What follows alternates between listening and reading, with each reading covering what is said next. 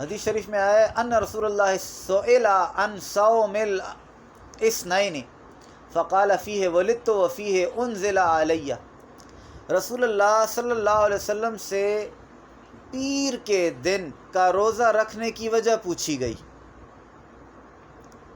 پیر کے دن کا روزہ رکھنے کی وجہ پوچھی گئی، آپ نے فرمایا اس دن میں پیدا ہوا تھا۔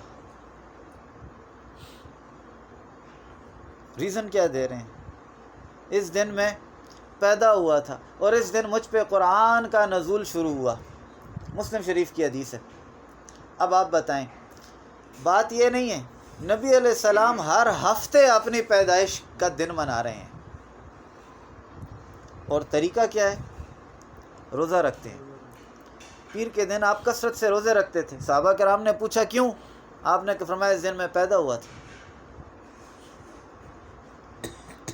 نبی علیہ السلام اپنی پیدائش ویسے روزہ رکھن تے خیر، اسی پیر دا دن اگر ذرا جا منا لیں تے خیر نہیں، ہم تو سال بعد مناتے ہیں، وہ تو ہر ہفتے منا رہے ہیں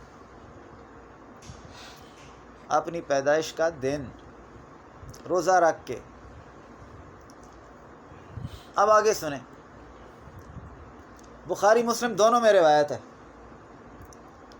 بخاری میں بھی مسلم میں دونوں میں روایت ہے۔ صوبیہ ابو لہب کی لونڈی تھی، جنہیں ابو لہب نے نبی کریم صلی اللہ علیہ وسلم کی ولادت کی خوشی میں انگلی کے اشارے سے آزاد کر دیا تھا۔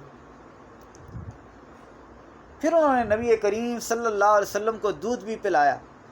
جب ابو لہب مر گیا اور اپنے گھر کے ایک فرد یعنی حضرت عباس رضی اللہ تعالیٰ عنہ کو خواب میں ملا،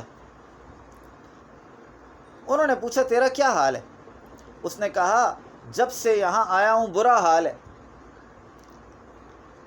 مگر صوبیہ کو آزاد کرنے کی وجہ سے مجھے اس انگلی سے پانی ملتا رہتا ہے۔ اب صوبیہ کو کیوں آزاد کیا تھا؟ کس کی خوشی میں؟ نبی علیہ السلام کی پیدائش کی خوشی میں صوبیہ کو آزاد کر کے کافر فائدہ اٹھاتا ہے تو مسلمان کیسے فائدہ نہیں اٹھائے گا؟ ایک کافر جو سرے سے کبھی مسلمان ہوا نہیں، ایک ایسا کافر جو ساری عمر نبی علیہ السلام کا دشمن ہے، وہ نبی علیہ السلام کی پیدائش کی خوشی میں جس انگلی سے اشارہ کر کے اپنی لونڈی کو آزاد کرے، وہ انگلی اسے قیامت تک فائدہ دے رہی ہے عذاب میں، تو مومن کو کیسے فائدہ نہیں ہوگا؟